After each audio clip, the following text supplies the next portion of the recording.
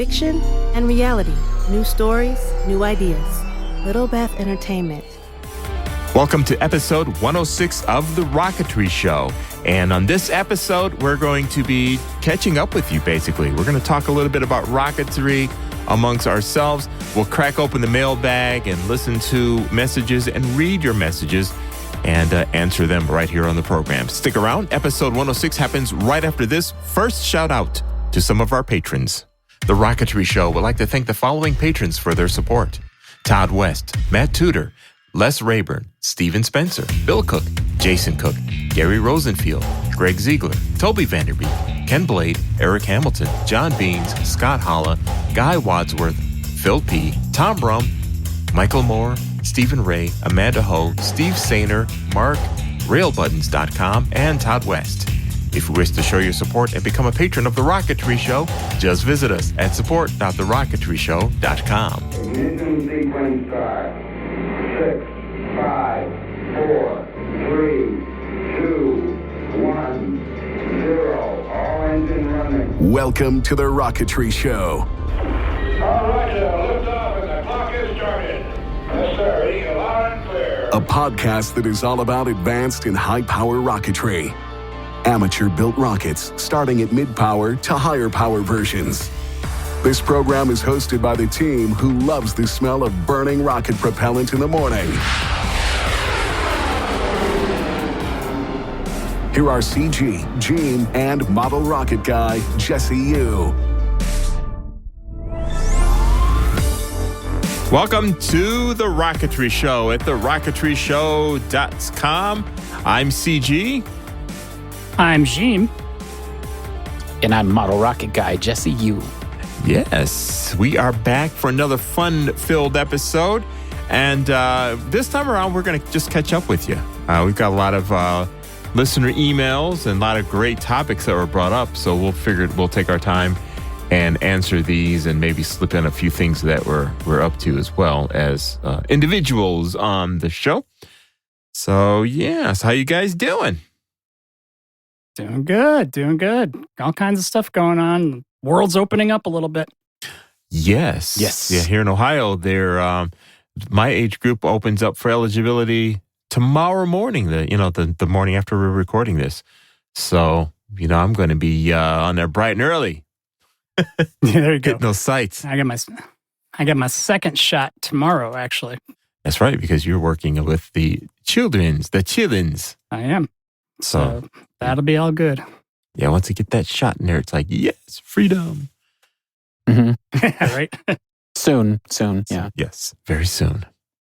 But more importantly, though, it's becoming painting season, though. Spring has arrived, so all Rocketeers think about painting, right? It's all they think about. Sanding.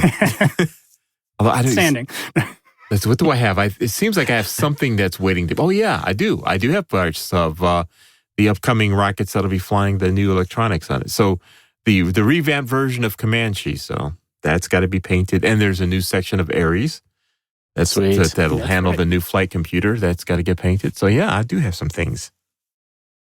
Got to finish them off. Told you. But on that note, I will be doing the last check of the circuitry for the next block version of the flight computer for my stuff for some tests starting this summer using Ares, and then later on probably throwing Comanche in the mix. And Comanche's kind of reconfigured now. And this is, and for those of you who are wondering what I'm talking about, it's my other level 1 rocket, which is the long skinny one that really goes up. And for these tests, what I mean by long skinny, it's a BT-70 diameter, 6 foot long rocket. And so what I reconfigured it for the new electronics is that it transitions from the BT-70 on the bottom to a BT-80 diameter. So getting a little bigger. Yeah, give a little more space up top. So from there, it'll be the electronics in the parachute bay and all that. So it'll have a different look. Same booster, different look. So, that'll be kind of cool. But it's like there's no rush on that one. So it'll fly when it's done. Because part of what I'm taking my time and figuring out is getting the conduit up the side of the transition area and all that. Oh, yeah. You always do that. And you do it very well. It's the with the connectors. Yes, with the connectors on there. And let's see what else. There was another thing that I had to figure out too. And I think it's because, no, that's fine. But part of that the conduit crosses in the transition area is actually the antenna fairing for where the antenna lives inside there. So as the rocket comes down and all that, you don't see an antenna anywhere. But because the transition is plastic, it'll just be unpainted. And, the antenna would just be there radiating out of that spot. So that'd be cool. RF transparent, as some might say. Yes. Except for where the only part that may have a little signal distortion would be the area where the conduit's running by, next to that section up there. But shouldn't be too bad. Cool. I can't wait to see pictures. Yes. Yeah, I'd love to see some pictures on that. They'll be appearing. I may take some pictures of what it's looking like so far. Like the whole new section is unpainted and everything, and I'm kind of just was dry fitting things and testing. But it's been a background project for a while. First, the refurbishing of that rocket from all of its heavy flying before, and then Indeed. And then all the just kind of fitting and figuring out what I'm going to do with that one. And it's been kind of in the background during all the tests of all the demo series of flight tests last year. So that was the big focus. But now the next phase is about to get started with Ares, and that's going to be full of dual deploy with an antenna on there. So, whereas there was an antenna on the previous ones, but it was a little wire antenna and it was kind of inside the payload section. So this one here is just a real purpose, a 2.4 gig purpose built antenna that screws on the outside part. Yeah. Well, this test is going to be just unity. There's no gain on that antenna. Okay. But it's a monopole type antenna, so it's single polarity. Now, Comanche will be flying with a circular polarized antenna in there. So, that's right. We went over that. I remember. So, and that one will have the ability to screw in and out different antennas because there's plenty of space in that antenna section there. So yeah, when that rocket starts flying, because that one, I don't know how high it'll get now. I guess it'll depend on if I can keep the weight down on it. I'm not sure how much drag it'll pick up having a fat section up top now. But in its skinny form, that one was the one that can really get up there on an I-200. So that's it. I remember. Yeah, 200. I-200. I love that motor. It's funny about that motor. It's like when they came out with the single use ones, the use of them exploded. Before we'd show up and we'd be launching them and like that's a specialty motor, isn't it? I'm like, no, is it supposed to be? I just like them. Yeah. And then it became a thing. Yep. That's almost as far as I can push it with a 29 millimeter motor mount limit. So. Yep. That's why I like them. So how about now, Jesse? You've got a project going on, right? You're level 3. Since I'm that's right. I'm still waiting for a window to launch level 3. At the time of this recording, the weather is not going to cooperate here in Colorado, and we're expecting up to a foot of snow. Oh man. Oh, geez. That may or may not happen. So that's okay. We got 2 launches in April with 2 different, clubs that I might be able to do it at. But, I'll just sit here and wait. She waits patiently, which might be a blessing because when I was testing my electronics, I had an issue with my RRC2. So I ordered another one that'll give me a chance to test it and, what was going on? Run it. It won't power up. So tried replacing batteries, tried replacing battery leads, tried LiPo batteries, tried everything to get it to react. Can't. I don't know what happened to it. You remember a couple episodes back, guys, when we were talking about how to transport your electronics? Yeah. I think I need to go back to transporting those in static bags because I think it's dead because it got burnt out. So, well, you are out there in Colorado, and things tend to be drier out there than most areas, right? It's like the humidity's pretty low out there, right? Yeah, it's super dry. Yeah, so you definitely have to be careful with static discharge. So it could have been just a tiny static pop you had. Now, if you have to handle any of that stuff, well, it's kind of hard to do that. Though I was going to say you could ground yourself out to the electronics, but in this case, it's not the same as stuff because you don't really have a real ground to ground to. So Exactly. yeah. Well, it gets to that point, honestly, where you have, different versions of sleds. And, a 4-inch sled can be used in a 5.5 and 7.5-inch rocket. It really can. It just depends on how you set that up, right? So I've been trying to figure out a modular way to do sleds. That way I can just move the entire sled rather than taking the electronics off of it.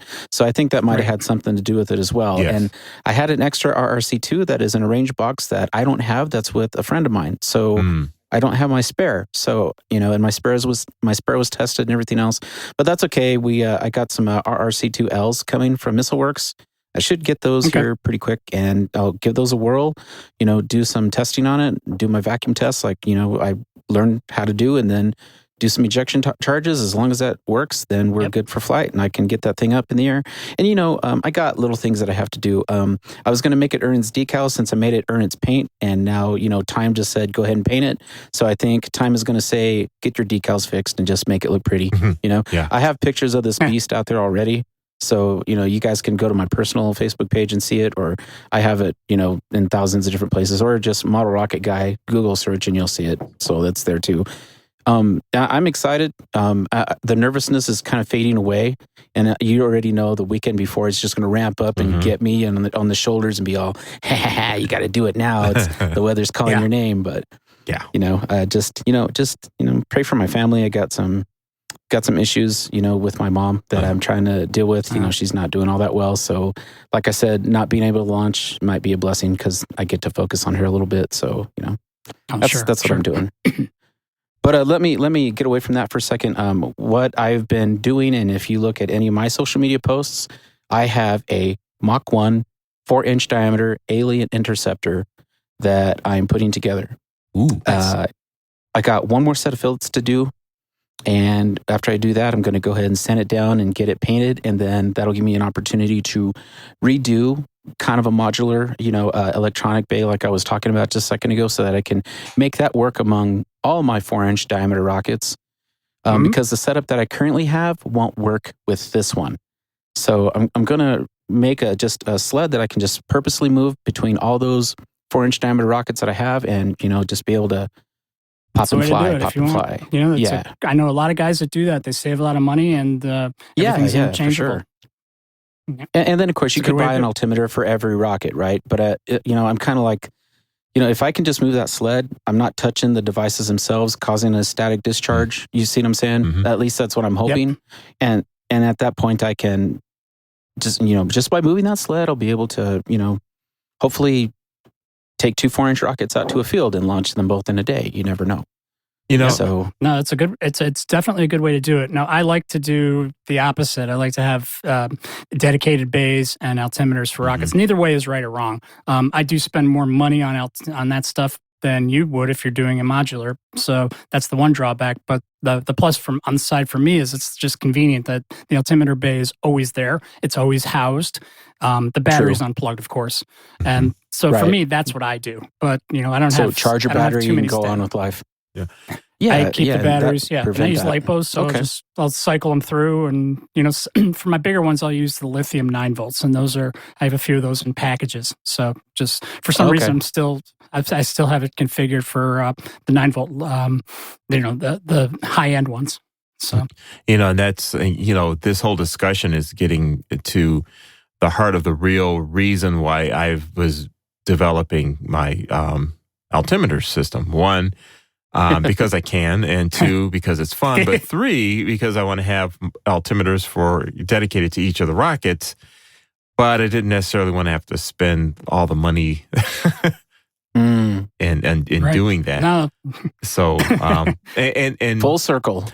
And 4, it gets me deeper in a lot of skills that I wanted to, flex that muscle to get a little bit better with, because in a weird, twisted way, that always ends up benefiting me in the things that I do for a job. So, there's benefit there. Never know. Yeah, you never know.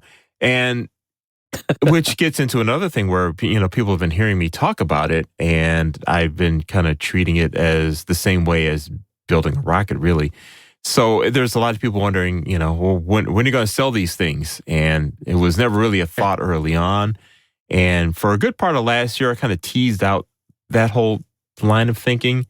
And then I kind of went a little cold on that thought, mainly because I know what'll happen. And, if I go and start selling these things, then I'm going to be busy selling and supporting those things and not really having any time to fly rockets. It's like, Right. or when I do fly rockets, I'm, might not want to be bothered with it, So it's like, so, and I don't want that to happen. So maybe, there's a baby version of this that's a spinoff. Maybe, I might do a limited run to friends or something like that of that. But that's one with the little OLED screen on there. But as far as that big one goes, it's like, while I have something that flies in the rocket and it looks professional, a lot of that's because it has to be kind of built like a commercial altimeter to be able to handle, the flight forces. No hand wiring of everything.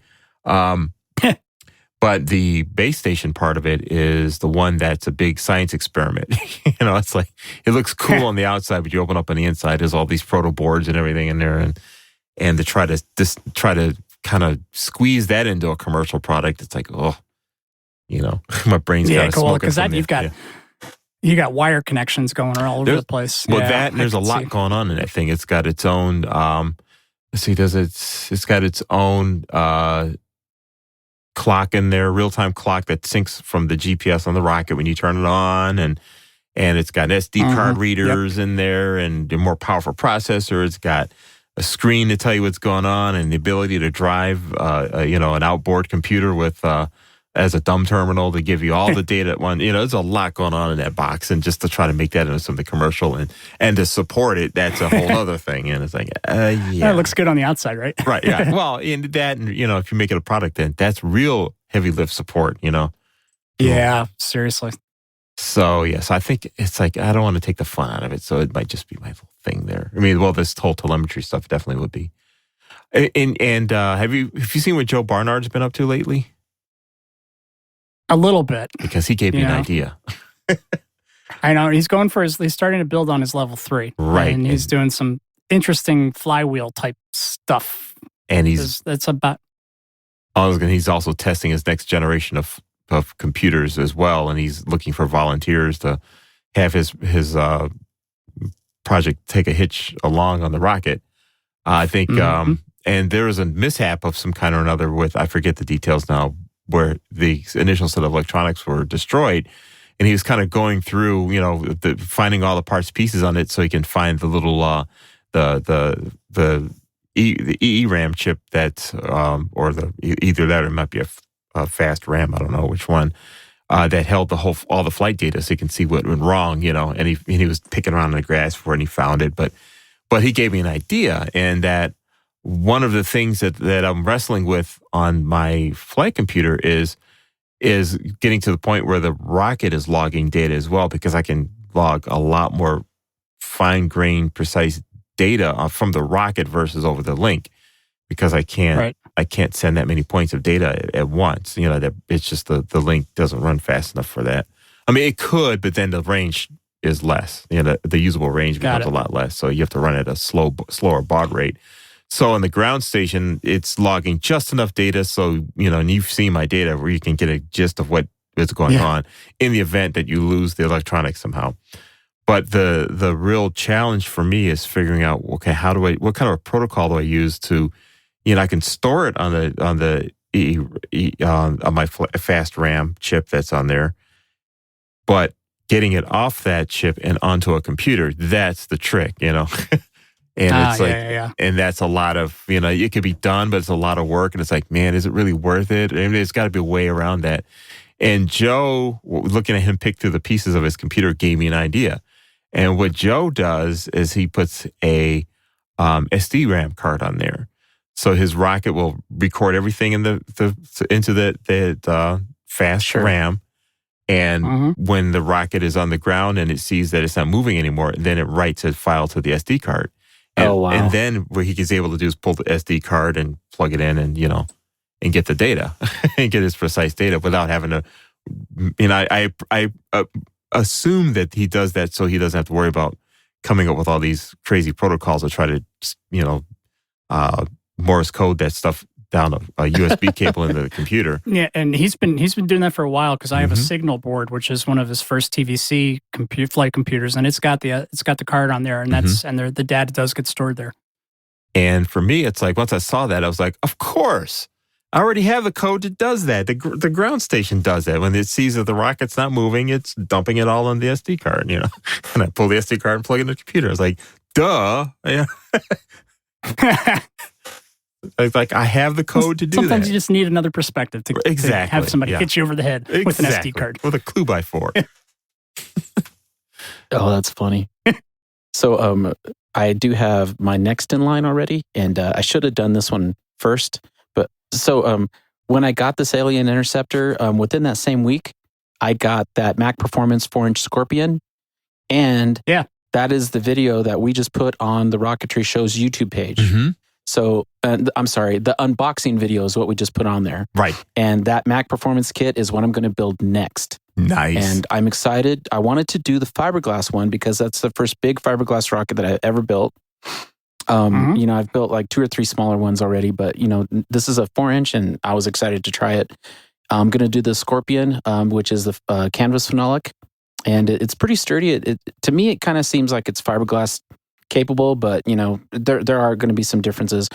This is not a typical phenolic tube, though. The canvas phenolic is thicker, and I've accidentally dropped the rocket, and the tubes don't crush like some of the other phenolic stuff does. So I'm excited to build that Mac Performance kit.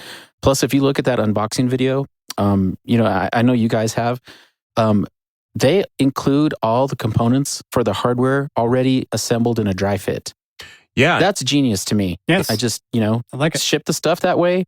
Then there's no questions as to what goes where, and everything's dry fit. And there's jokes going around. At least 2 or 3 people have said that Mike from Mac Performance, cuts these parts so well that you could probably almost dry fit the rocket and fly it.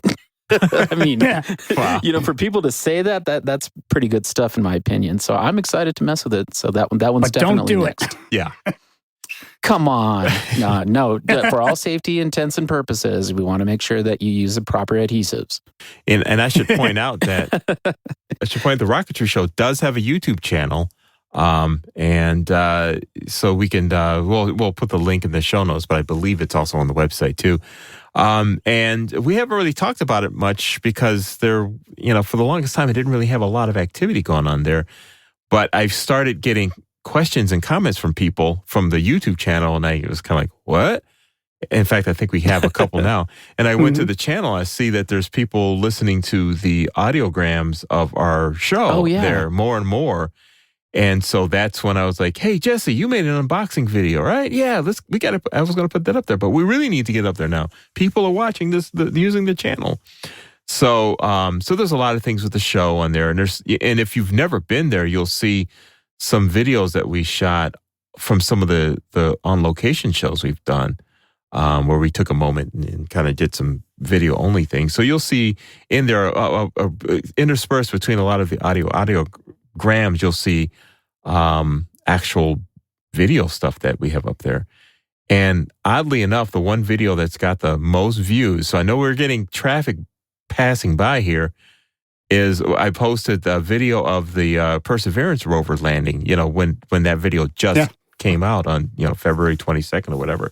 And I posted on there, I was like, whoever is using our channel will probably have fun looking at that. And that thing has got like 300 views just on its own. We don't have that many views on anything else, but that one tells me, it's like, Nice. wait, people are passing by here somehow, So Don't forget to smash that like button. Yeah. And subscribe. So we put Jesse's unboxing of that video of the rocket. And I have to say, Mac Performance does a great job. I mean, I was impressed looking at the packing job that they do. Packaging was great. Yeah. So another YouTube thing that I ran across that I really enjoyed was Noob. Jim, you'll love this. Noob did an unboxing video of a North Coast Rocketry SA-14 Archer. Yes. And I Yes, loved it. I've seen it. And I Yeah. have never Yep. seen that before. So yeah, definitely go check out that YouTube channel. And that has 342 views. So I take it back. He's got more views on that one than the Perseverance Cool. rover. So, Oh, it's a great rocket. No. Yeah. The SA-14 has 706 views, bro. SA4, it does? Boom. How come? Yeah, that one's huge. Wait a minute. Is that on Noob's channel? No, it looks like it says rocketry.show.com. Huh. I wonder why I'm seeing a different set of numbers on that. Oh, Well, crap. cool. 712 views. Yeah, it's on our channel. Oh, okay. That's great. Well, I don't know what I'm looking at, Cool. but I'll take what you said. But yeah, that's my fun. So yeah. And maybe after the break, Gheem, you got some stuff that you're playing with that I found kind of interesting. So I'm excited to hear you talk about your project. You know, we'll have to before just one last thing because my brain is like 30 seconds behind you guys. I think we'll have to end up doing some video shows or something for the YouTube audience or something. That would be cool. The We could do studio, that. I got a lot of ideas, man. my studio's We got cameras set up in here, so gotta figure how to put And this stuff to, you know to what? use. If you guys want to see some videos, let us know what you want to see, and maybe Yeah. we can Oh, yeah, there you somehow go. put that onto the YouTube channel. So you can use SpeakPipe or go to the Rocketry Show website. There's links right there, and you can just send us a message and tell us what you want to see. That would be great, actually. I like that. You know, yeah, because there's a lot of things we talk about, but, you know, since we're not a video show, you don't really see a lot. So if there's something you want us to go over and see in a video, that'll be fun, actually. So, Workshop tour. somebody- I'd have to clean up. video workshop. Exactly. Yeah. Somebody mentioned this to me, and maybe I should have talked to you guys privately before I talk about this, but I'll say it anyway because it's probably a good idea. Somebody said to record a Zoom meeting on video and then do the audio for the Rocketry Show for one of our episodes. I don't know how you guys feel about that. It'd be kind of cool, though. I don't know. That would be... We'll have to talk about it. Yeah, it's a possibility. And what that ends up being is like a live show. And we've done a live show before once. And I didn't make a habit out of it only because it was so out of control at the time that, you know, it was just a little strange. But yeah, we can do that. That means I probably have to wear some clothes besides my bathrobe when I do this. So yeah, I think maybe the first ones will just be really simple about it and just then record a Zoom thing and just make it so that it's on YouTube like that. I'll mull I that see around. your brain. Yeah, my Your wheels are brain's going to turn. tinkering. You're thinking. I'll shut is up turning. now. I'll shut up and let the wheels roll around in my head for a little bit. Hey, it's good ideas, and I like the feedback. So, you know, everybody, please, you know, ping us individually. Hit us up on SpeakPipe. Let us know. Yes, and while I get my wheels back into my head here, I'm going to take a break here on The Rocketry Show at TheRocketryShow.com. We'll be right back. Stick around. Don't go anywhere. North Coast Rocketry, one of the first high-power rocketry kit companies ever, takes advantage of over 30 years of high-power experience by a world-class rocketeer. You can look to North Coast Rocketry to expand your high-power rocket fleet. In addition to great kits, North Coast Rocketry also stocks lots of must-have items and accessories for every Rocketeer's workshop. Find out more about these kits and other great products today. Go to northcoastrocketry.com. And while you're there, don't forget to get their latest catalog, northcoastrocketry.com. Advanced rockets that are easy to build, fun to fly, and look great on display. We're up to Sirius Rocketry, and Sirius Rocketry has been around since 1998, and they've been providing the Rocketeer with great kits, motors, supplies, and more. They have lots of products in their ever-growing web store with fast shipping, wide selection, and courteous service. You can also check out the amazing and popular Sirius Rocketry kits that harken back to the days of fun-to-build detailed kits that are more than just 3 fins and a nose cone. Gheem has been kind of hanging out in their store. What'd you find? Every day. We're going to talk a little bit about 2.6-inch rockets because those are always kind of either a transition or I love building a 2.6-inch airframe because it's smaller than what I typically do, but I still always go back to that because that was one of the first large rockets that I built. So I've got kind of a love relationship with a 2.6-inch size. And Mad Cow Rocketry's got a 2.6-inch Army Hawk MIM-23A missile. And that's a flying model of the medium-range surface-to-air guided missile that provides air defense coverage against low to medium-altitude aircraft. So that means big fins. So you get your plywood fins, 1/8 inch plywood. It comes with its vinyl decals. It's got the durable plastic nose cone. And check this out. It also comes with your chute protector. So in addition to the 36 inch parachute, you also get the chute protector so it won't burn up. It also has one of my favorite parts of this is a balsa wood tail cone and 29 millimeter. So a 2.6 inch diameter balsa tail cone for this, which I love working with balsa. It's so easy to work with. I love to seal it.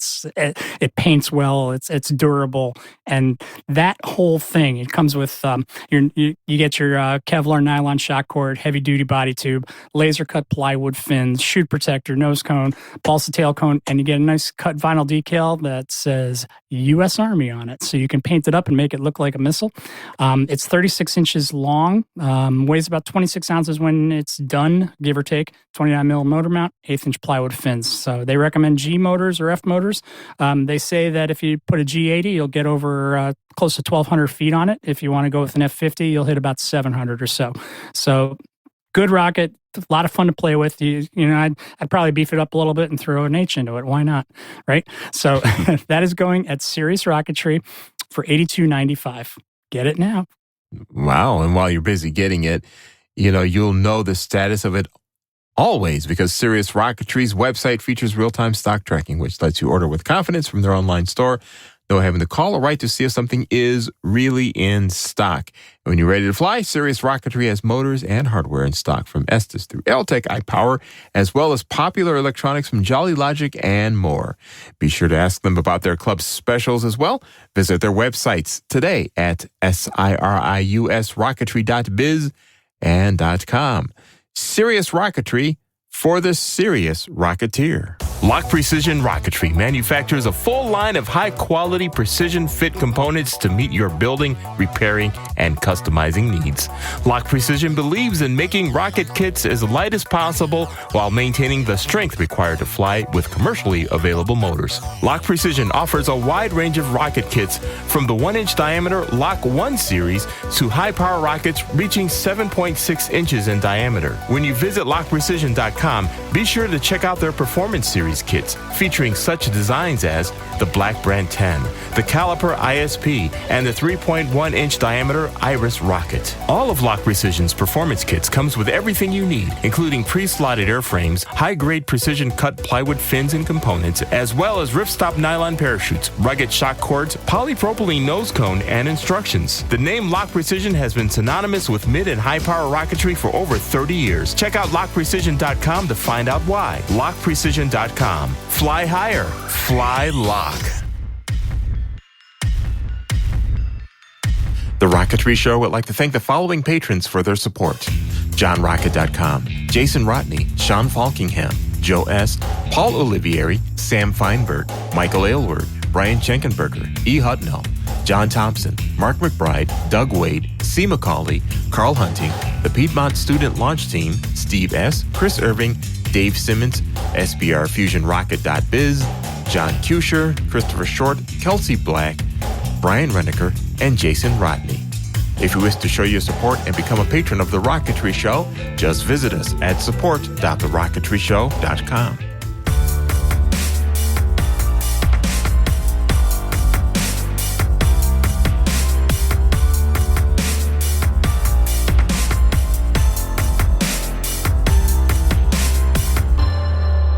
Welcome back to The Rocketry Show at TheRocketryShow.com. CG, Gheem, and Jesse, we're just kind of doing a catch-up with all of you here. This is sort of kind of a mini kind of light workshop, but really it's just us kind of catching up with you. It's our feedback episode. Yes, the next episode up, though, is a workshop episode. And Gheem or Jesse, you want to announce who that is? Or will be? Go ahead, Jess. So I think we're going to pull in Mr. Tyler Palmer over from the neighbors up north. Yes. Hey. Canada. Tyler runs a hobby store. And he's an avid rocketeer, and I believe he flies planes and does a bunch of other stuff. And Tyler is a master airbrush man. And Nice. he's helped me out, figure some stuff out. And, I learned a lot from him. So we are excited to talk to him, get some workshop talk with that guy. Cool. Excellent. Yeah, I can't wait to get that lined up. That'll be good. Indeed. All right. So I can't wait anymore. Gheem, you showed us some pictures. What are you doing? What are you doing? It's funny you were talking about 4-inch fiberglass because we started fiberglass builds about the same time. Now, I've had this rocket for a while. It's a 4-inch Wildman interceptor with G10 fins, and it's all G10. Centering rings and whatnot. And it was on sale. So I got it for a really good price, probably last holiday season, I would think. So it's been sitting around. And I'm looking at it. I'm looking at the parts and everything. It's your basic parts. You got to do a lot. That's what you get for the sale price stuff. And so I'm like, all right, well, I think it's time to build it. And you inspired me by you're talking the fiberglass on your L3 project, Jesse. So I'm like, well, maybe it's about time to build this thing. So I have fiberglass, and since it has a 75 millimeter motor mount, I started thinking to myself, I wonder what this thing would sim on an M1315 that I just happen to have on my shelf sitting there. Yes, exactly. So it started to come together. I started getting excited because I put it in, I got a sim on it, and we're talking probably about 14,000 feet and Mach 1.5, maybe more. Dude. So whatever 1,000 miles an hour is. So I'm sitting there going, okay, I like it. I like it a lot. I'm going to build it. And I started building it. I went and got from Lock, I got one of their nose weight systems that I'm converting into a GPS bay for the central nose cone. So I've got all the parts for that. Haven't started that yet, but I just started on the fins, did my internal fillets, and I started doing the fiberglass on the outside. So I laid down some strips of fiberglass after I got the fins in, got all the internal fillets done. And I'm doing 2 strips of fiberglass. I'm doing just probably about an inch and a half strip. And these fins are like they're kind of like a split fin where they've got holes in them. So it's going to whistle when it goes up. And I was a little bit worried about doing a tip to tip on that, but then I realized how easy it is to cut fiberglass after you lay it down, after it, has a chance to get all set up a little bit. So I started doing some research, and I was like, well, do I cover the edges of the fins, like overlap it? Or do I go right up to the edge of the fin and maybe do some kind of aluminum fairing, some kind of ablative thing on the edge? I don't know. So I finally got it worked out where I'm going to go about 1/4 of an inch up to the edge of the fin. So for the full tip to tip when I do that part. So I've got the 2-inch strips down already, the length of the fin on each side, and now I'm going to put on a layer of the tip to tip, but it's not going to be completely tip to tip. I'm going to leave it about 1/4 of an inch or so that I can have that fin trim because I don't want it to delaminate on the edges, which could be possible. So that's what I'm at right now. The first motor that I'm going to fly it in it's going to have its first flight on an L1000. Nice. That'll take it probably to about 8,000 feet, so it'll be a really good flight. And that'll give it a shakedown before I slam that M into it. But I am getting excited about it. And I'm also building it at school so the kids can see me do this. And this is the first time that I've actually done a full tip to tip. So I'm trying to figure out how to get that weight down. Like I've seen tips about using bags of weight so that you get a harness and then you lay down your tip to tip, and then you put a bag on top of that with your release film first and then the bag on top of that. So I'm starting to play with that idea. And I'm getting excited to be able to do my tip to tips because I want to fly it on the 20th. Coming up probably in a few weeks. Nice. So, okay. Wow. It's a cool rocket, though. It's maybe about 6'5", 5'8", 5'9". It's about as tall as I am. And 4-inch diameter, and I'm going for broke on this one. This is going to be like a fast rocket. Now, I've usually built big, lumbering, large, 8-inch diameter ones. So this one's going to be a little bit of a hot rod for me. A little bit of a change. Nice. So, yeah, and you just reminded me, too, that I've got the level 2 launch vehicle design kind of taking shape. Oh, nice. So it's going to be that rocket design. The designation is going to be XR-17, Experimental Rocket 17. Nice. Cool. And which means, just so you know what that means, folks that haven't been following me over the years on the show, that's the rocket design that I've come up with. It's the 17th experimental rocket design, and not all, and that doesn't mean I have 17 designs that have flown. I mean, there's a lot of designs that I've designed and poked with, and I was like, I like this other version better. And the others just live in, rock sim, only and never exist in the real world.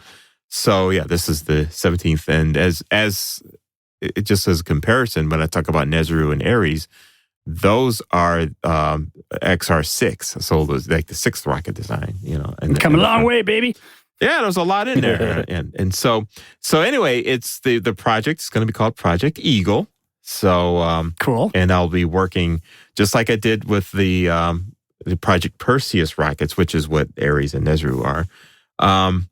There will be different versions of that being built. So as I test the design and work my way up to the level 1.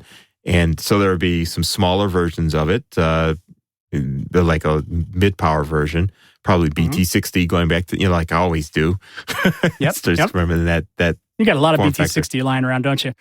Yes. Well, I keep a lot. But it just becomes a convenient test platform for me, and to test out design. Sure. So that designation will be Eagle E1, Eagle E1. So those rockets will be the BT60 ones, and that's ones where I would feel safe flying it. If there's a kind of a stiff wind going on, I'll, that's still below the NAR limits, but, higher than most people would fly. Right. Then I would happily whip that out and fly it. The sims say it should handle, high breezes just as well as Nezru and Ares do. So I want to verify that, but verify it with a little rocket that'll crumple up if it got out of control. Yep. And then if that goes well, then then I'll start building the level 2, and it'll probably happen in tandem as I experiment with some stuff, just like the others did. Makes sense. And if I wanted to do, so that'll be Eagle E3, the level 2 would be that designation. And if I ever go level 3 with that same design, that'll be Eagle E4. Put a big motor in it. Yeah. Level 3, big one. Shoot it on up there. So yeah, so the thing with this is that it's got the best of the Nezru design and Comanche stuff going on. So the fins are kind of like, in a different shape. I love your stuff because you're all scratch. I mean, everything that I've seen that you fly is just your own design. Yes. And I do have kits, cool. but a lot of my kits haven't flown since I just first got into rocketry, like my Tomahawk rockets and all that. And I do have a Ventress on the day. That's like the first kit that I've really built since the Tomahawk ones back in, over 10 years ago. So it's sort of like on the kit on the shelf going. But yeah, other than that, everything I've been flying have been my scratch built ones. So yeah, that's cool. Yeah, you just reminded me. There are things happening in CG's world of rocketry, as you can see, as we got out of 2020. So, we're all getting itchy to fly and build and just get back to doing something that we want to do instead of like social distancing and all that other stuff. I think we're all a little tired. Yeah. Yeah. I can't wait to get vaccinated and just get back out there. So, I've been going to launches, guys. I have, but, once every couple months I make it out and able to do some stuff. So not big flying though. And that's what I'm excited to get going here. So I'm getting really pumped for this launch coming up because as much as I love working with the kids and everything, this is just for me because we'll be on spring break. So I'm going down for me, not just to be a coach. So, and I love doing that, don't get me wrong, but I haven't gone to a launch for just me in ages. So I'm kind of looking forward to opening up a little bit, having some fun, hanging out with the guys and not having to wrangle the kids and keep them on point and do all that coachy stuff that I do. So I'm getting pumped with that. Coachy stuff. Coachy stuff, yeah. I love it. The guys are great and everything, and they're a lot of fun, but this one's just me. All right, so let's start jumping into that extensive mailbag. Well, it's not really extensive mailbag, but the questions they ask are mini shows in and of themselves. So So what's the first one we want to take in there, gang? Okay, let's see. Oh, Take it. Patreon. Patreon. Oh, I got yes. a cup that says The Rocketry Show on it.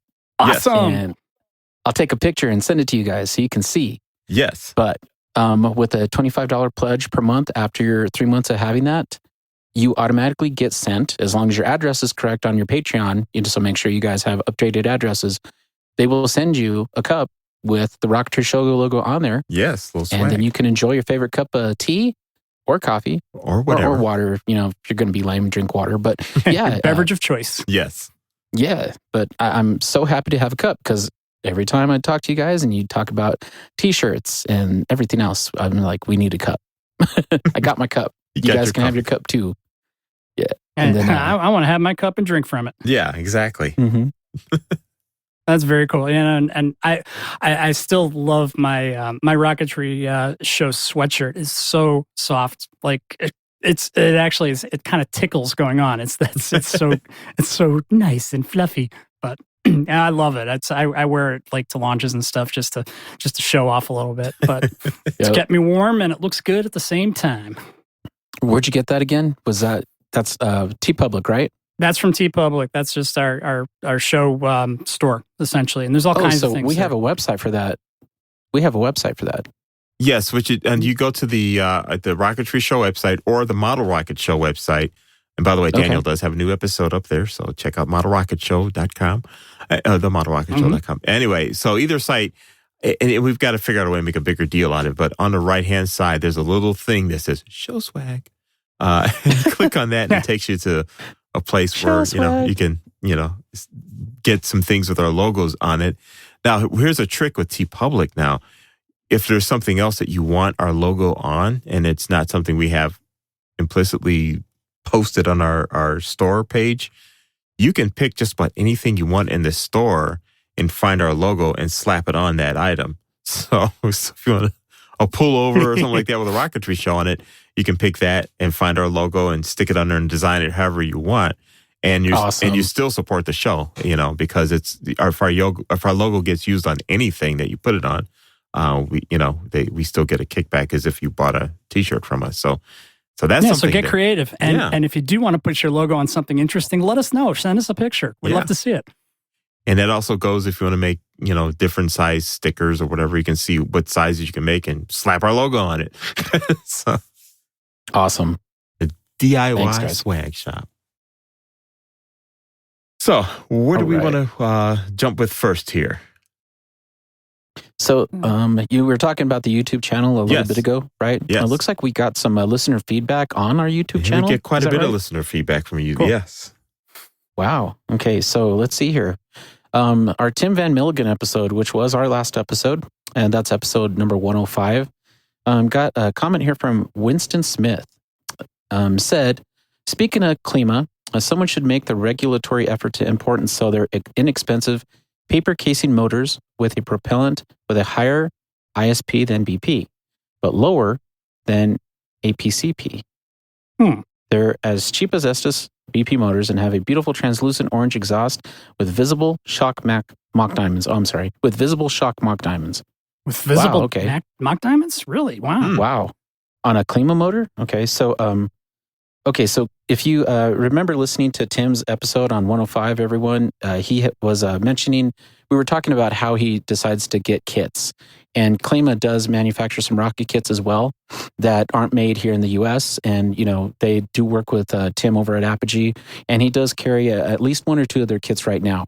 So apparently they do make motors. And I think we've had some listeners who have talked about these motors before, but they have visible mock diamonds. Okay. Yeah. Fascinating. That means fast. It's leaving real fast. Interesting. Wow, that's cool. I think, and I think the one catchy thing with this is the one thing he mentioned, which is regulatory effort. Right. Transporting that kind of stuff across country borders and all that. I could see that being an issue. Now, it's not that it couldn't be done, but I have a feeling that by the time they go through all the hurdles they've got to go through, it would not be cheaper. It would not be as cheap as Estes black powder, but Yeah, you're right. Yeah, because we have to pay import costs and stuff like that. Yeah. So Well, there's also, there's like, God knows that some of the government regulators would probably get their hands in there and the imports and all kinds of crazy stuff. So I think that's probably what's keeping it, that and stuff that we don't even know about because we're not in that world, but I know it's there. That's probably the reason why you don't see the Klima motors over here. Well, all you have to do is talk.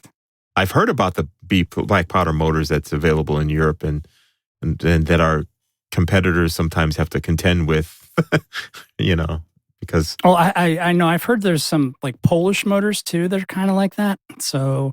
But they're almost like these mythical. Yes, they exist, but I've never seen one. Right. So I'm going to holler out to one of our listeners that's over in Europe, Mr. Frank Byans. Frank, have you used those motors? Can you give some feedback on those? Because I know that they're available where you live. Let us know what you think about those, and if anybody else has used those motors, can you please, mailbag at TheRocketryShow.com or leave us a speak pipe on our voicemail system that's on the front page of the Rocketry Show. We'd love to hear some feedback on these. Yeah, and I'm curious, like what their thrust is, what motor class they are available in, all that stuff. And if you're not too nervous, maybe come on a little segment with us to talk about some of those motors that we workshop talk. Yeah, there you go. Awesome. And then Winston had one more comment here. The upgrade to RockSim 10 is excellent. Okay, that's good feedback. Thank you for that, Winston. Because we want to know. We want to know what all you guys think. So let us know. Send us messages. All right. Then moving on to the next comment. It's another it's from Edward Brown commenting on the video from the 104 show, which was the workshop talk with Toby Vanderbeek. And this and that means that this is another YouTube person who's been consuming this show via YouTube. So go ahead. Awesome. Okay, so Edward says, enabler. Yep. Thanks for everything, Toby. Good show. Toby was totally an enabler. Yes. Since our conversation with Toby, I've gotten into OpenRocket and messed around a little bit more. And, I'm going to design some kits, guys. The guy gave us some good ideas and it's going to work. The guy's a really one-man inspiration for rocketry, man. I mean, you talk to him and all of a sudden you're buying all these kits and getting pumped about it. I loved it. Great show. Yeah. Thank you, Edward. That's awesome. Yeah. All right. So, Mr. John Thompson. Mr. John Thompson was on our last season, and he was helping us talk about level 2 certifications of the NAR. So just so you guys have an idea who that was, and he did a comment on our post with Tim Van Milligan. Yeah, it looks like he said, awesome podcast. You know what, you guys, that the episode that we did with Tim, this last episode was fantastic. So thanks again, Tim, for joining us. And we're glad that we got a lot of good feedback from everybody else that's messaged us individually too. Yes, so I got lots of comments from people saying they love the Tim Van Milligan, and when we had a blast talking with Tim, it's like the more we get comfortable with each other, us and him to us, the more awesome our interactions with him. I know it gets better and better. Yeah. So thanks, Tim. Oh, and then John has another comment here. John for episode 104, and that's the workshop talk with Toby on the Bluetooth question. Okay, Always Ready Rocketry sells coupler and stiffies that are useful. For Bluetooth? Okay, that is good to know. Yes, and that's one of those things I never really, I forgot about. And the nice thing about the Bluetooth as well is that you don't have the issues with it with humidity that you do with the regular cardboard tubes. And and so they mentioned that. It's like, oh, yeah. Because I like to do the modular stuff and you have things bolt together and all that. And the couplers are always kind of like a tricky thing because, you have to be careful with how you're doing the cardboard. But the Bluetooth for that stuff, like, I got to experiment with that. Yeah, it's that polymerized layer or whatever it is that's on that just keeps it nice. And so no matter what your humidity conditions, if you're flying in summertime with 80% humidity, which we often do where we are in the country, and then you want to fly it in cold, and which we often do too. Yes. So Yep. So that's kind of nice because I'm always bringing extra tape to take off of a shoulder or a coupler or something just because it's not fitting right, just depending on the weather. So it's a good idea. I'll have to check into that. Yeah, makes sense. And then you mentioned, CG, that you use Bluetooth for motor tubes. I still think that's an excellent idea. Yes, So. and I was checking out the Rocket since the last show. Nezru has the Bluetooth for motor mount, and so does Comanche. Aries does not. Okay. Aries is using a lock motor mount, tube. So yeah. And real quick, before we jump into the last of it all, we should jump in and do one more quick sponsor insert here, and we'll come back and finish up these emails there, and then see what else we come up with for conversations before we wind it on down here. So we'll be right back after this. You're listening to The Rocketry Show. Hey, all you rocket geeks out there. Do you like doing in-flight videos of your flights? And do you ever use those keychain cams and unfortunately sometimes only get videos of your thumb? Hey, this is Gheem from The Rocketry Show, and that used to happen to me. I used to use those old keychain cams only to get nothing very good quality. But I found a solution to that, and it's Insane Rockets. It's an app that's available on the Google Play Store for Nexus 5X and higher. Now get this, it does 4K video. But not only that, it'll upload it automatically to the cloud and provide you real-time telemetry while tracking your rocket through Google Earth. It is amazing. Available on the Google Play Store, Insane Rockets app. It's crazy. No, wait. It's insane. It's time for eRockets. eRockets.biz is your home for unique model rocket kits, as well as the world's largest selection of rocket parts from Semrock. They've been in business since 2009. eRockets.biz has a wide selection of your favorite kits, as well as their own versions of popular out-of-production models many of you have come to enjoy over the years. Jesse's been kind of flipping around on the site there and looking at some cool things, and he found something. What did you find? I love when eRockets does their updates because there's always something cool and different, and there's always something that makes me smile. And I'm going to talk about another lock kit, and they have let's rewind a little bit. So everybody remembers the 2.6-inch BT-80 Phoenix that was sold by Estes years ago. There was a few renditions of that, and now they're out of production, right? But Lock has a 2.6-inch Phoenix for the AIM-54C, and it's 2.6 inches. So you guys have an option to get this bad boy in lieu of the Estes one. So that's really cool, right? Now, check this out.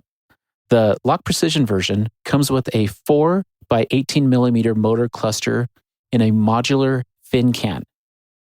Okay. Right. So modular means you can swap it out with something else. So they're modular fin cans, and let's see here. These are called the modular motor can. Pretty simple, right? So they have these in 24 millimeter. They have these in 29 millimeter, and then 3 by 24 millimeter. And if you want to really get brave, they do have a 38 millimeter. But you can switch these out is what my point is. But, having a 4 by 18 millimeter, I'll tell you guys, I've flown this rocket before on, I've made some plugs and flown it on 2 18 millimeter motors, D10s. Fantastic flight. It was awesome. And then I've flown it on 4 C65s. It was awesome. I got to tell you guys, this is a cool rocket, and it comes with vinyl decals. It comes with recovery. It comes with that modular fin can. It does come with a 1/4-inch launch lug, but if you can do some kind of a, like an epoxy type rail button or like a conformal rail button or rail guide, that you could do that too. But eRockets has these kits now. So fantastic stuff.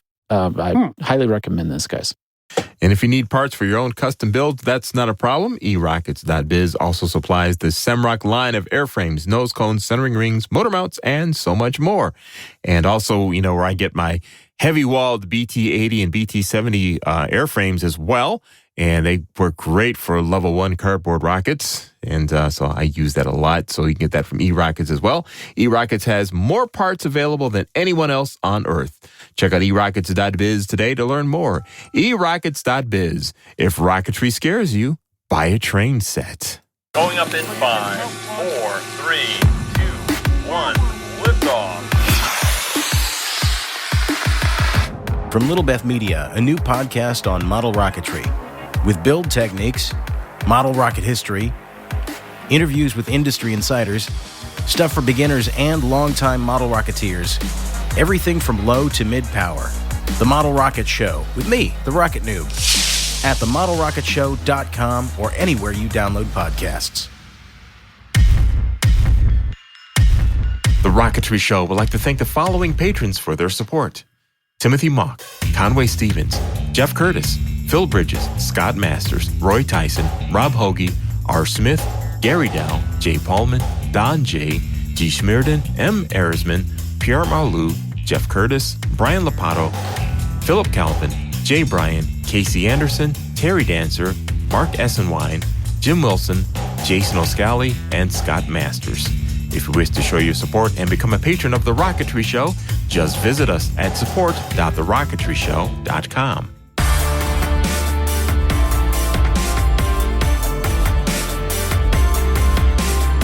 Welcome back to The Rocketry Show at TheRocketryShow.com, and we're just kind of catching up on a lot of feedback from the listeners and just kind of catching up with you as well. So what's next? Okay, we have an email that came in from David Simmons that was Dave. just sent. Hi, Dave. Sent to the Rocketry Show group, and I will just go ahead and read it. I'm sure by now you've seen the announcement that Mach 1 is changing hands to badass founder Ian Dalton. While I'm down that I won't be doing business with Steve anymore, who is a hell of a nice guy, I do appreciate that what Ian is doing for the hobby. I ended up getting one of his multi-bay upgrades for my black hole, and it was spot on, so I'm sure Mach 1 is in good hands. Maybe the show can ping Ian to have him on after the dust settles with the transition this summer or later in spring, perhaps. And so that's a good one. Okay. And then So another, hang on. Let me speak to that part real quick. Sure. So I talked to Ian a lot, and I talked to Ronald and Stephen a lot as well. So let me give you a little bit of updates on that because I can speak to a little bit of that. Okay. So we know that Steve and Ronald they did sell the Mach 1 business to Ian Dalton and Brett Anderson, who are natives of the Nevada clubs that you guys visit when you're out in Nevada. You will see Ian and you will see Brett out there flying and having fun and taking care of business, right? So Ian, he's I'm not going to say they're behind, but they're taking a look at how they're going to, get the business up and running, and they're hoping to get something out to everybody by April. So, that may be official or unofficial. If he's able to do it sooner, fantastic. Everybody can start buying Mach 1 stuff at that point and, getting your stuff ready for summer. So, congratulations, Ian and Brett. We're proud of you. We're happy for you. We're excited for you. Steve and Ronald, we're still excited to go fly with you guys. I understand they're going to be around Bama Blastoff and Airfest and some of those big things. So if you get a chance to go say hi to those guys, go give them high fives, pats on the back, because they left a tremendous legacy and we're proud of them as well. So yeah, I love just talking wanted to to 'em. speak on that. Absolutely. Thanks Absolutely. for that note, Dave. Yep. Cool. And Thanks, guys.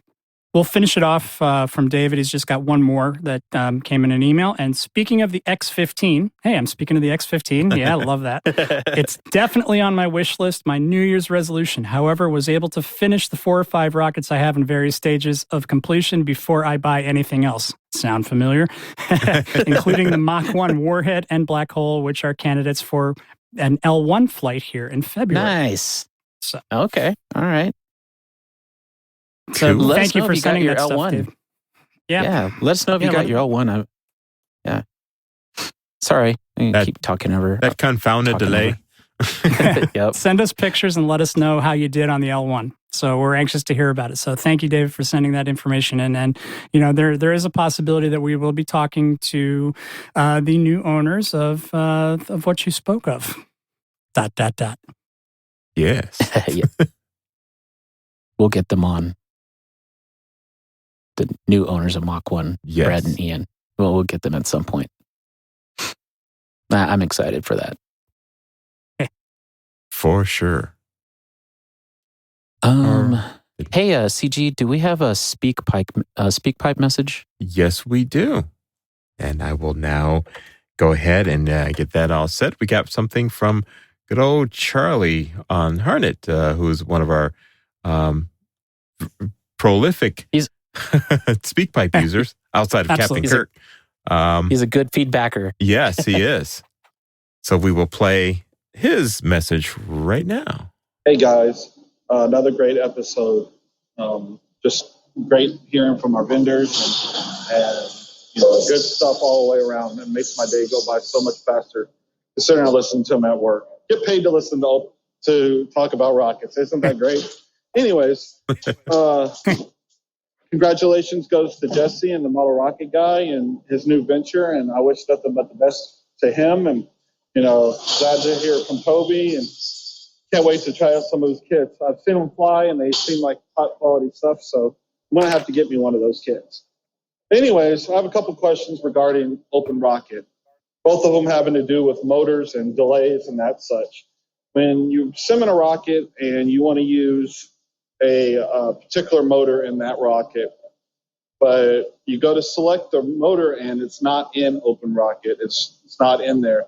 Is there a way to add that motor into the Open Rocket, or is there an update that I should be looking for to update my program with new motors, or what do I do in that situation?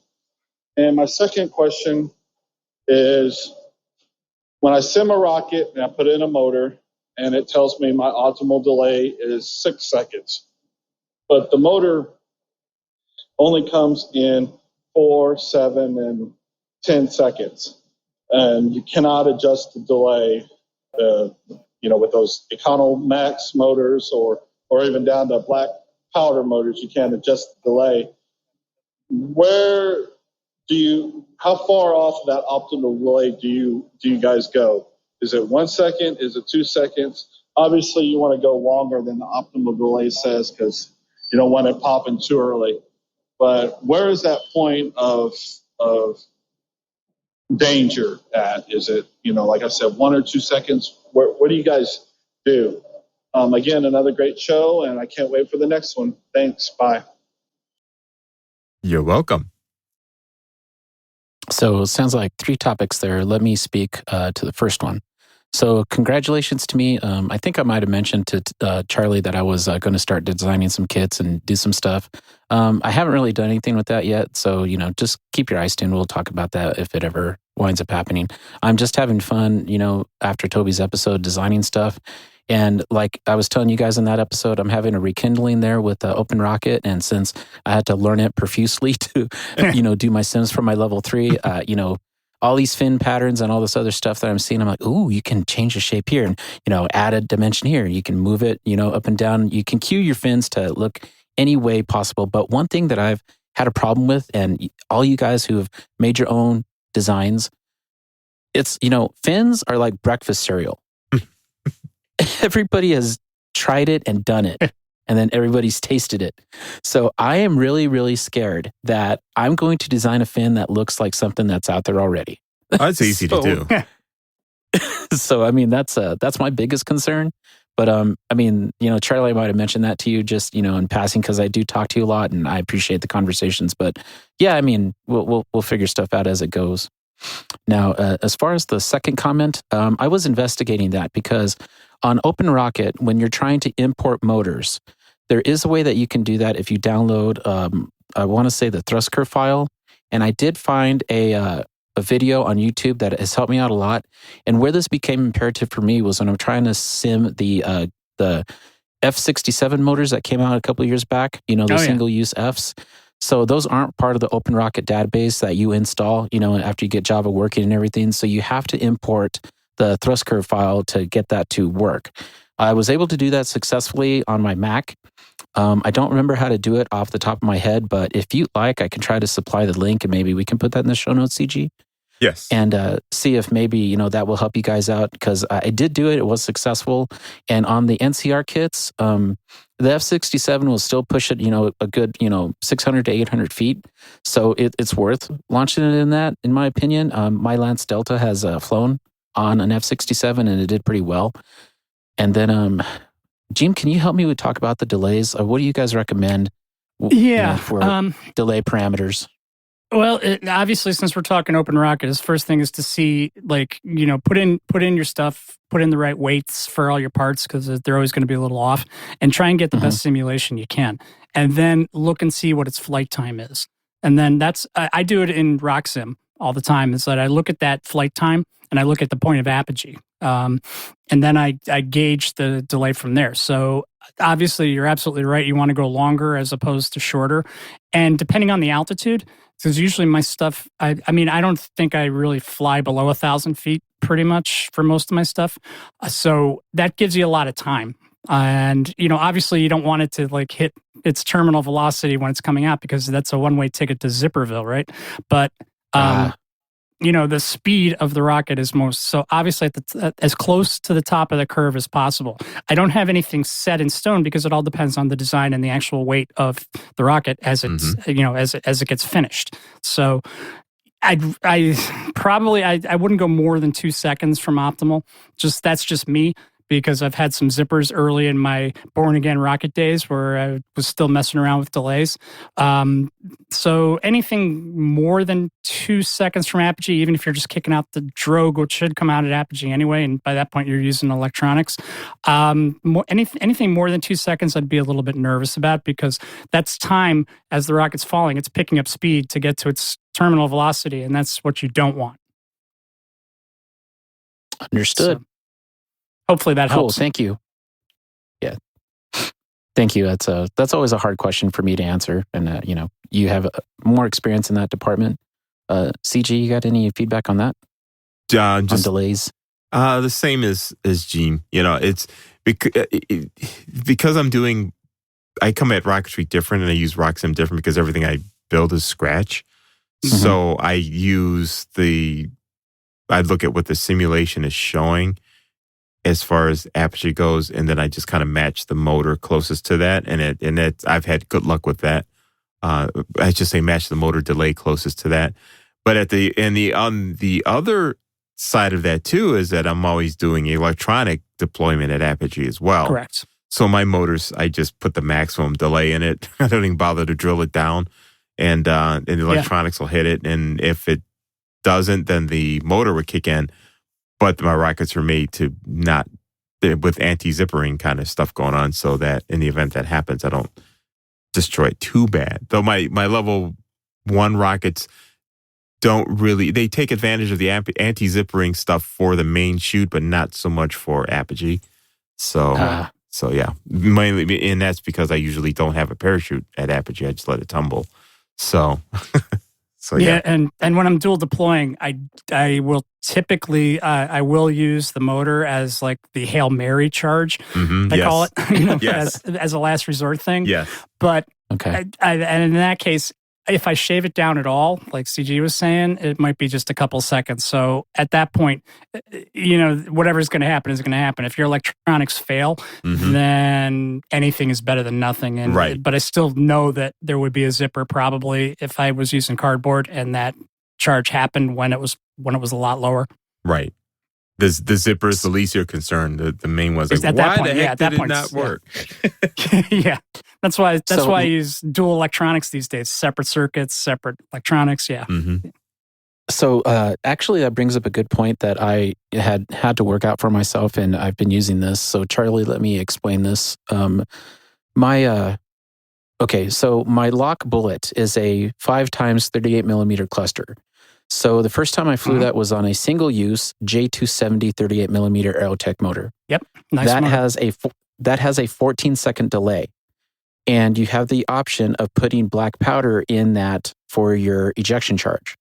So what I'd recommend is if you're going to use electronics, because that bullet does come with an electronics bay, put your altimeter in there and, do your charges as you would for a dual deploy rocket. And then if you don't want to leave, here's the thing. If you set a delay on your motor, right, what's going to wind up happening is if you set it for like 8 seconds, because that's what your sim says for that J270, if for some reason that goes off before your altimeters detect apogee, it will go ahead and just pop out your main as a safety precaution. And at that point, it would be probably more advisable to use a redundant altimeter setup in your deployment with 2 ejection canisters or something of the nature, so that, fire altimeter 1 when it hits apogee, altimeter 2 100 feet after, or a second after, right?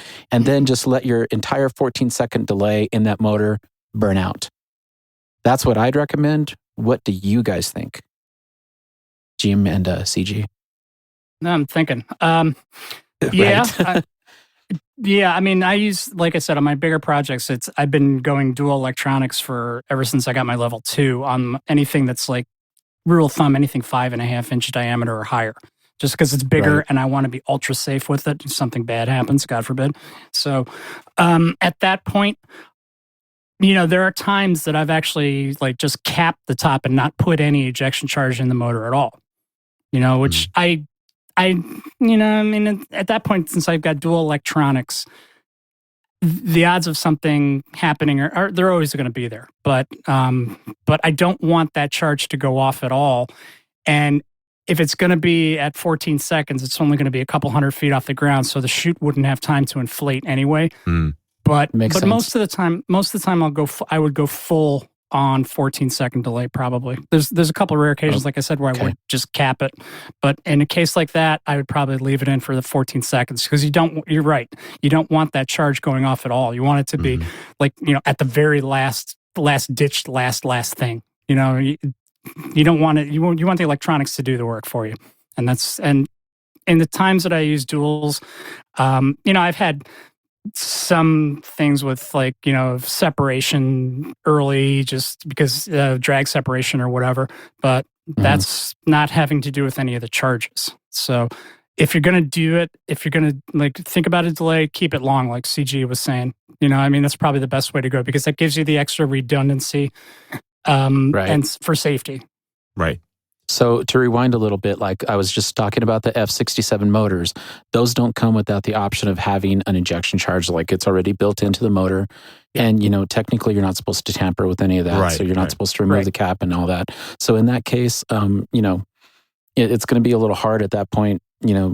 A smaller rocket with dual deploy on an F67 would have to be probably like an Apogee Aspire or something like that. I'm guessing. I see what you're saying. Okay, for doing small, you're talking small dual deploy. Yeah, okay. So I would go for the longest one available at that point. Yeah. If there's like a 7 or a 9 second, I think it's a 7 on that. There's up to a 10 on an F67. Okay, then I would go for the 10 for that. If I was dual deploying with an F67 where I can't play with the charge, which I wouldn't, you just don't do that. I thought you were talking about a loadable. But if it's a single use that's charge is already loaded, go long if you're going to dual deploy. Yep. And that's cool. It. That's what I do. I do my dual deploy with the BT-60 rockets. Got it. And while we're on this topic here, there was a question that came to us via our Facebook group from one of the listeners who is enjoying the show. Sounds like they're a fairly new listener, and they wanted us to do a show on for people who are thinking about getting into dual deploy for the first time. And and while we could do a whole show, but I think a lot of what we may have to offer for suggestions could probably just fit into a format like this. So maybe we could start by, sharing some thoughts on, for a first-time dual deployer, what they should be looking at, what advice we'd give. And, we've all done the dual deploy thing. So, It's funny that you say that, CG, because honestly, if you're going to look into doing dual deploy, the first thing you might want to do is choose a rocket. The lock deployer is exactly made for that purpose. And I think a couple episodes back, E-Rockets had a few on sale. They still do. So if you guys, want to pick up a lock deployer, it comes with everything you need with the exception of the electronics to get you started. It comes with a streamer for your drogue, or you can do like CG does and do drogeless, or add a small chute if you want to. And it does come with like a 36-inch chute. So that would be a good way to pick a rocket. And, Lock just makes good stuff, right? So, a deployer would be awesome for that. SBR has some stuff. So does Mike Fisher with Binder Design. And, for all intents and purposes, Mad Cow's got a couple of kits that you can use. Gheem, your Mad Cow Torrent would be a great dual deploy first rocket. That was my first. Yeah. You guys have so many options. So the Peregrine and the Katana from Apogee are also good 4-inch rockets to learn dual deploy. So I think picking the rocket is a good idea. And then at that point, do some homework on some electronics. Yeah, so we can probably share some thoughts as what they should look for. All of the dual deploy devices that are currently in production make great dual deploy. So I guess it's a matter of, what kind of a budget are you looking to fit and look for your Very target true. with that. But with that in mind, we all have our favorites, and we can tell you why. But don't limit it to what we tell you. But hopefully, it gives you some ideas of what to look for when you're, think about, I should say, when you're looking at a dual deploy option. My favorite happens to be the Stratologger. Me too. And then from there, the Enticore stuff is nice. So yeah, No, MissileWorks is always a good solid one, and the RRC2s that have come out are very reasonable price. They're like $50, I think, somewhere around there. Stratologgers are the same, and they get the job done, and they do it well, and they're solid. I know a lot of MissileWorks altimeters out there. I just started moving into them recently because Stratologgers are getting a little bit harder to come by. Sure, right. So with all the COVID stuff and suppliers and whatnot. So but those are both good choices. MissileWorks are, you want to go with and if you have a question, somebody in your club, the odds are that somebody in your club is using either MissileWorks or Stratologgers. Right. Or, Enticores are a little bit on the fringe side of them. I have a couple myself. I like them. I've got an older they're one. not. Yeah. I've got the aim base, which is the whole pimped out dual deploy, real time telemetry hooked up to a computer, Yagi antenna stuff. I forget the AIM USB or something like that. I forget the exact model, but mine is probably a little over 10 years old kind of version that I used my Enticore, and that was the one I bought at the time. But it was like I could just about cram it into the BT-60 rockets I was hoping to use. And then the Stratologgers came out, and they've the first ones were fit a little bit better, kind of snug, but fit a little bit better. But the new ones now that are the size of a postage stamp, a couple of postage stamps are really nice for small rockets. So. Yeah, and and as far as using power on them, start off with a 9-volt. Don't even bother worried about lipos. Just get yourself a good 9-volt and make sure that it's a Duracell, because the cells are welded inside, so you're not gonna you're not gonna have any. Don't get cheap batteries. Don't blow a dual deploy on a cheap battery. And then if you want it, you can always convert it to lipo if you want to get into that later. And then just slowly move from there. And the instructions are available online for all of these devices that we're talking about, so you could just download. So you could read ahead. Yep. Yeah, read ahead, do your research, good call. And go from there. And then just stick with the simple. If you get into really complicated stuff, it's just going to get frustrating. Right. I had that experience when I first what is this dual deploy? What is this thing? What does this do? And it's exciting and everything, but I got into this rabbit hole of information overload, and I got out scratching my head going, what? so take your time with it and ask the guys in your club. They're the best bet for those that have done it before, or friends or us, and just take it slow and take your time with it. I started dual deploying when I got back into it right away, and I've been dual deploying on F and G motors to get, because I like the idea of electronics. That's what I do. So I'd show up at a range with a dual deploy, on a G, and people are like, "What are you doing?" I said, "I'm flying." And then it was always a good crowd pleaser going, because the range that I would go to would be a low power only. So a lot of people hadn't seen a dual deploy before, and I was like, "Hey, I'm a noob, and I'm getting some people looking at this." So I got a kick out of that. Yeah, for me, most of the time, the first time dual deploy for a lot of people is a level 1 rocket that has a decent amount of space in it. But because of the challenge, my first dual deploy were all BT-60, and everything had to be really tiny, and they couldn't use 9 volts really because they were just too heavy for, a level 0 rocket.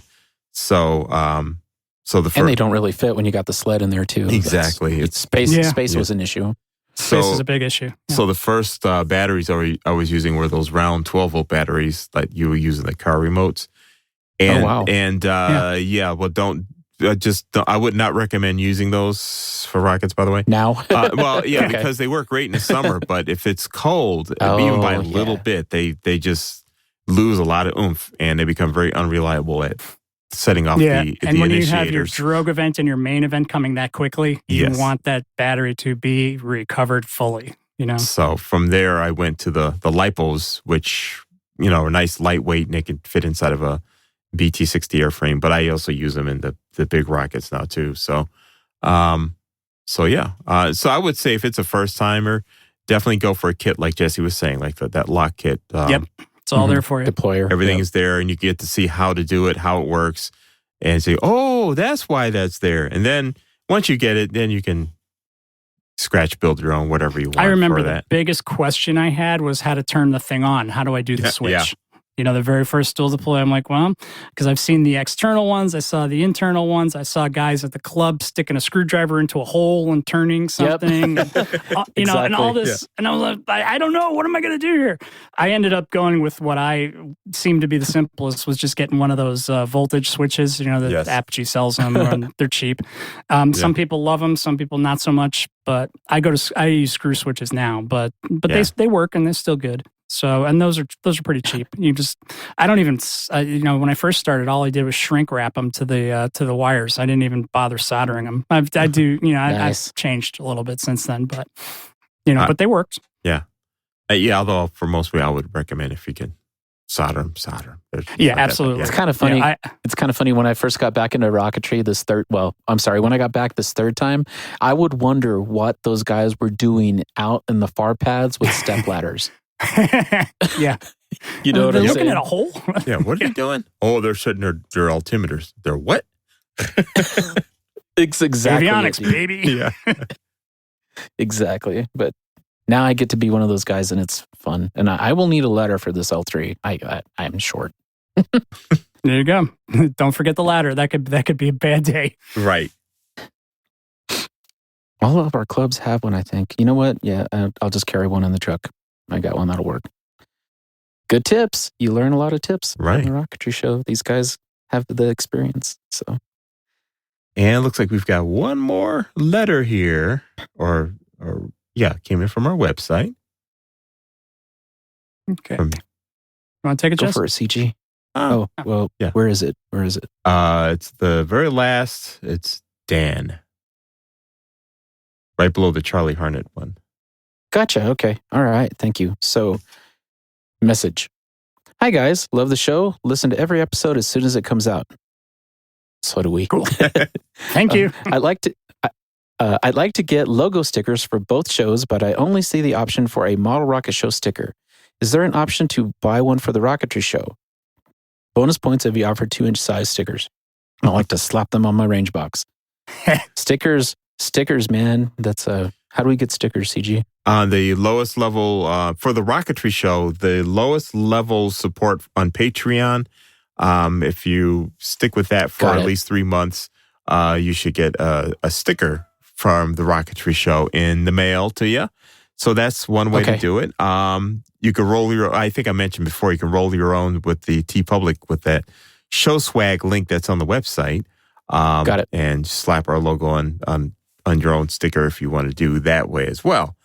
And we may have some more options in the future coming on. I was working on that pretty feverishly before, and then, COVID happened, and, my attention was elsewhere. So we may have more cool things. And if there's something you think we should make for, show swag or something, just drop us a note by the website or whatever, and let us know. That would be cool. Awesome. Thanks, cool. CG. Thank you. I kind of like doing the feedback catch-up episode. That's what this feels like. It's nice. Yes. We've done these before. Good questions, guys. Mm-hmm. Yeah, good questions, guys. This is good stuff. This is my first time doing this with you guys. We always do the feedback, try to do it at the end of a show or something, but there's a lot of things to cover here, so I'm glad we got to do this. Yeah, usually we'll get like 1 or 2 pieces of info, by the time we do an episode, maybe 3, and just kind of hit them up real quick. But we had a lot of feedback that kind of came in around the edges, and so when I looked at it, it's like, wow, this is like a show in and of itself answering all this. So, that's what we ended up doing. All righty, and that wraps up another episode of The Rocketry Show here at TheRocketryShow.com. And a little reminder here, Apple podcasts are changing around a few things here. So we're going to change our terminology as well because it makes sense.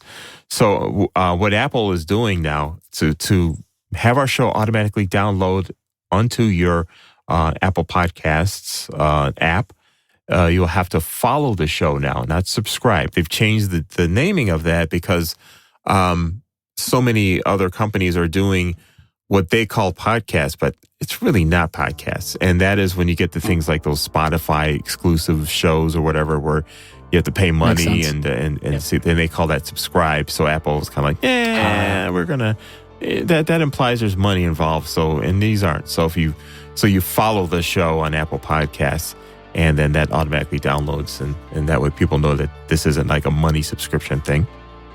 So follow us there. Other places still have the subscribe button. So click on it and follow us wherever you get your podcasts. And that means on that app, it'll download automatically on its own. Whenever a new episode comes down, you don't have to remember to go to the website or anything like that. It'll just be on your device, your tablet, your phone, whatever. So, sweet. Or your computer, on the apps that run on the PCs. And we'll see you next time. Like we said before, we have a guest, Tyler Palmer will be our workshop guest on episode 107 it is, right? Yeah. And wow, the episodes are ticking up feverishly.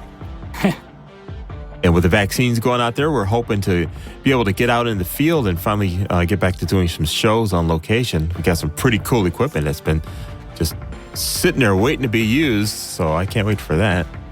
Mm-hmm. And hopefully by then I'll figure out a way to even have Jesse participate, even if he's sitting over there in Colorado. I'll just fly out and meet you guys. We'll just make it easy. There you go. All right. So, you know what? You know, the way these vaccines are going around, it's looking highly likely that we may be able to get out there and maybe do some of the stuff over there in upstate New York. One of those gatherings. I hope so. That'd be nice. Do another show there.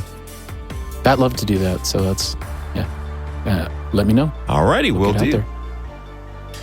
All righty then. And on that note, keep your eyes in the skies. All righty, we'll see you next time right here at The Rocketry Show, or on The Rocketry Show at TheRocketryShow.com. Catch you later. Have a comment? We'd love to hear it. Send them to mailbag at TheRocketryShow.com. If you enjoyed what you heard, don't forget to check out our sister show, TheModelRocketShow.com. The Model Rocket Show is hosted by the Rocket Noob and is all about low to mid-power rocketry. TheModelRocketShow.com with Daniel, the Rocket Noob. Check it out today. The views and opinions expressed on these programs are those of the participants and do not necessarily reflect those of Little Beth Entertainment or its sponsors.